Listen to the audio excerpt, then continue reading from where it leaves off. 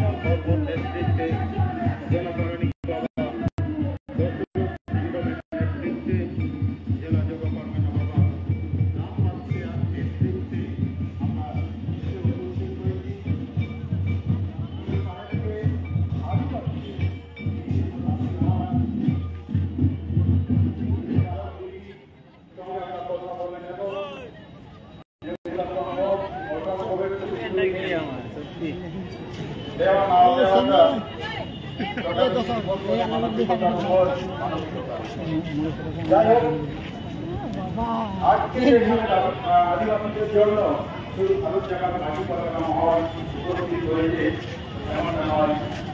আমাদের সঙ্গে আজকে উপস্থিত হয়েছেন ভারতীয় শ্রমিক সমাজ, ওনাদেরকেও আমরা জানাবো।